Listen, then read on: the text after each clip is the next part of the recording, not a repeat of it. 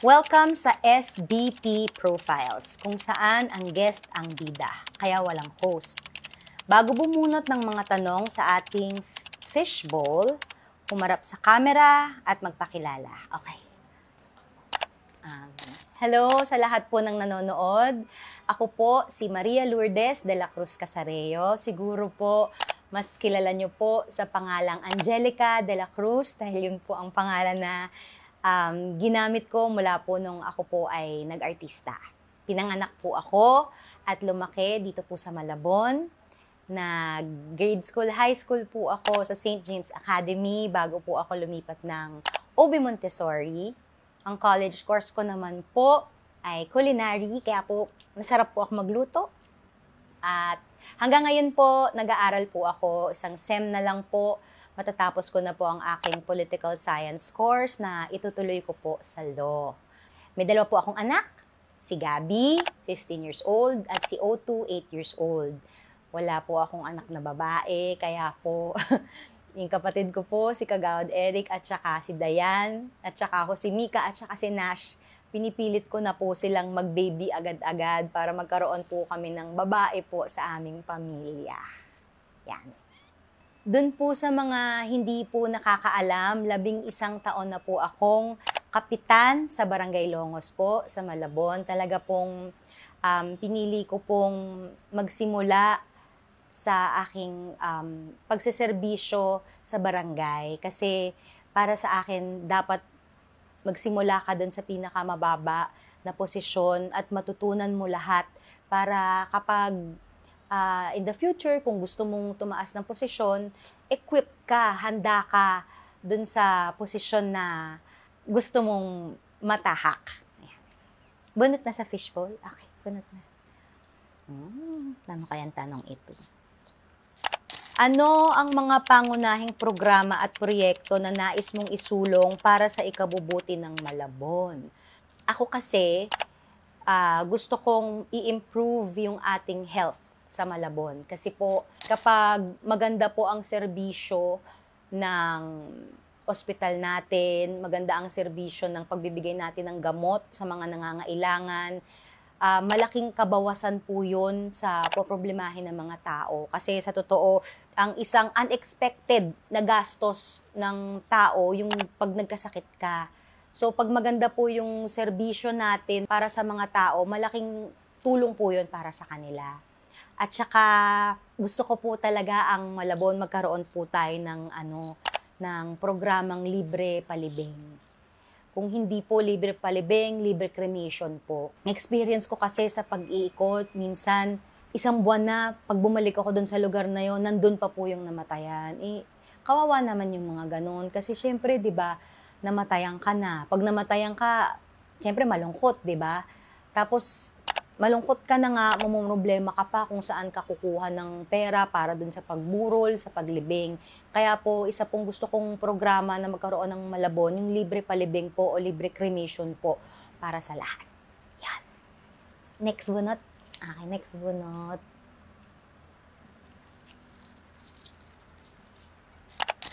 Ano ang paborito mong karakter na ginampanan bilang isang aktres? Ano ba?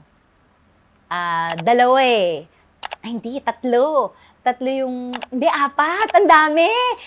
Yung unang-unang karakter ko po bilang kontrabida. Yun, gustong-gusto ko yun. Yung Bituing Walang Ningning. Ako yung gumanap doon na Lavinia Arguelles. Na-challenge ako doon kasi bago yun, lahat ng role ko, bait-baitan, iyak-iyakan. Yun po yung una kong kontrabida role. Kaya na-excite ako doon. Tapos yung role ko po bilang Mary Ann, sa Sana'y Wala ng Wakas. Kasi nakakatuwa yung role na yun kasi may pagka-comedy. Yung tipong nag-8-8 ko habang umiiyak. Yung gano'n. Siyempre nakaka-challenge yun, di ba? Kasi ang hirap nung seryoso ka, umiiyak ka, pero sumasayaw ka ng 8-8. Yung mga gano'n. Yung role ko na Giselle, Sa Mundo Mo'y Akin. Kasi maganda rin yung role na yun. Parang yung character niya medyo gray. Hindi mo alam kung mabait, hindi mo alam kung salbahe. Ano lang siya, yung normal na tao, kumbaga yung character niya, yung ginagawa niya yung mga bagay na kahit sabihin nating medyo hindi maganda, hindi ginagawa ng mababait kasi for survival na maraming taong ganun kasi ano yun human nature. Wala kang choice, gagawin mo. Ayun. So, gusto ko yun si Giselle.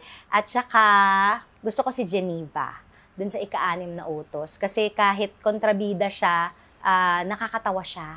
At saka, kahit kontrabida siya, may puso pa rin siya. Yan. So, yun yung 4 na favorite kong characters. Parang yung pinakamahaba ko sinagot, no? Okay po. Kung hindi ka pumasok sa showbiz at politika, ano kaya ang tinatahak mong langdas ngayon?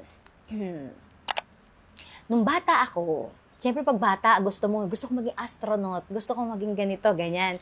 Ako kasi nung bata ako, paborito kong pelikula, Indiana Jones, kaya gusto ko maging archaeologist.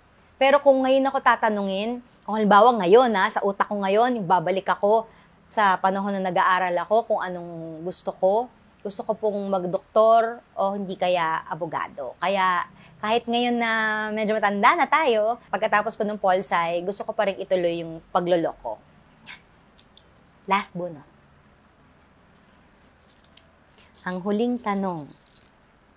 Paano mo ilalarawan ang iyong karanasan bilang kapitana sa Barangay Longos at paano ito naghanda sa'yo para sa mas mataas na posisyon sa pamahalaan?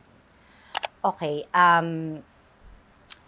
yung pagiging kapitana ko po sa Barangay Longos, very challenging po para sa akin kasi bago po ako naging kapitan, artista po ako. So, kahit noon pa lang, mahilig akong mag-charity work. Kung saan-saan, basta may charity, nagpupunta ako, kung ano yung kaya kong ibigay, nagbibigay ako. Iba pa rin yung pag nakaposisyon ka. So, very challenging sa akin yung maging kapitan kasi alam naman nating lahat na ang kapitan po, 3 ang trabaho.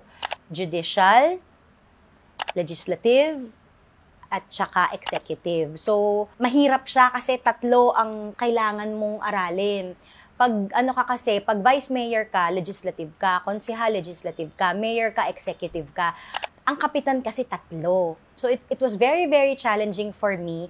Pero ang nakakatuwa doon, kahit na-challenge ako, talagang pinagsikapan kong aralin lahat. Inalam ko lahat ng trabaho ng pagiging kapitan. Kasi ako naniniwala ako na since ang barangay is grassroots, yan po ang unang pinupuntahan ng tao kapag may problema, may pangangailangan.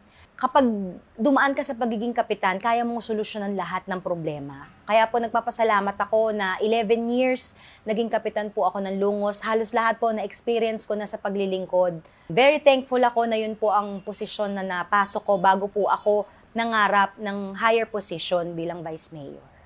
Kumbaga, I'm well-equipped with knowledge and experience para po sa tinatahak ko po ngayong landas. Yan po. Nakaka-nervous pala ito. Teka, ningitan ako. Nervous nagpaypay. Okay. For this segment, itihaya at tingnan isa-isa ang mga illustration board, this one. Bago tingnan ng susunod na illustration board, ipakita po ito sa camera at simulan ang iyong maikling reaksyon sa pagsabi ng ang akin lang. Okay, ang akin lang.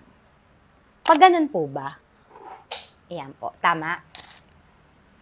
Okay na po? Pwede na po. Ay! Kayo nga. Kaya pala kayo nagpapaiyak ng tao, Ito po. Pamilya. Pamilya.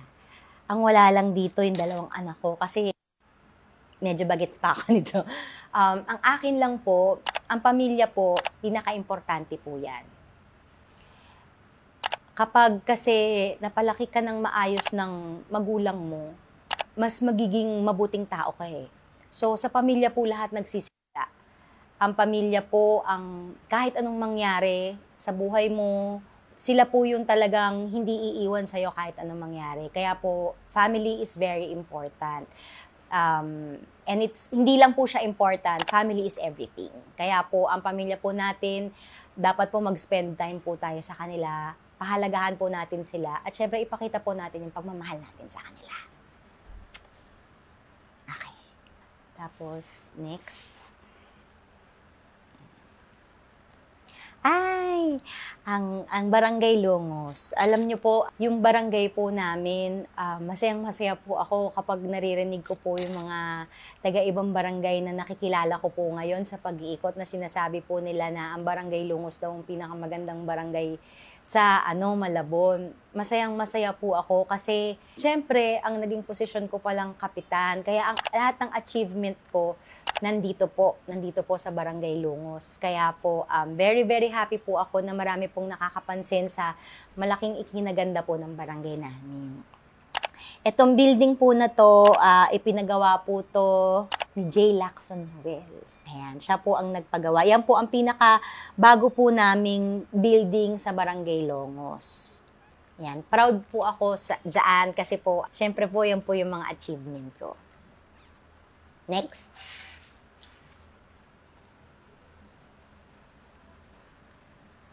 Ay, ang taba ko naman dito. Yun talaga una ko nakita. Ayan po. Yan po ang 3 lalaki na pinaka-importante po sa aking buhay. Siyempre, ang aking katuwang, aking asawa, si Orion, at saka yung 2 anak ko, si Gabi at saka si O2. Ito talaga yung ko my everything. Kumbaga, ito po yung nagpapalakas ng loob ko. Ito po yung the reason why I do everything is for them. At saka sila din po yung source ng aking comfort. Ako pag pagod na pagod ako sa trabaho, sa pag-iikot, o kaya malungkot ako kasi may nangyari, may kaso sa barangay na yung masakit sa dibdib. Basta ako umuwi, ayan ang hinahanap ko, yung comfort nilang 3. Maamoy ko lang yung mga anak ko, nare-relax na ako. Yan. So, ito po, ang aking pong pamilya, ang aking pong asawa at mga anak, the Casareyos. Ayan po.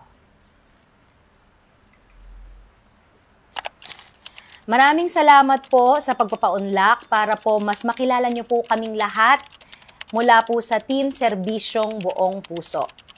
Sa loob po ng 10 segundo, magbigay ng maikling mensahe para sa Malabon. Timer starts now. Hello Malabon! Ako po si Angelica de la Cruz, ang tumatakbo pong Vice Mayor sa ilalim po ng Team Serbisyong Buong Puso. Sana po magsama-sama po tayo at magtulong-tulong po tayo para po sa kalusugan, kalinisan, kagandahan, kapayapaan at kaunlaran po ng mahal nating Malabon. Salamat po sa oras at pakikinig!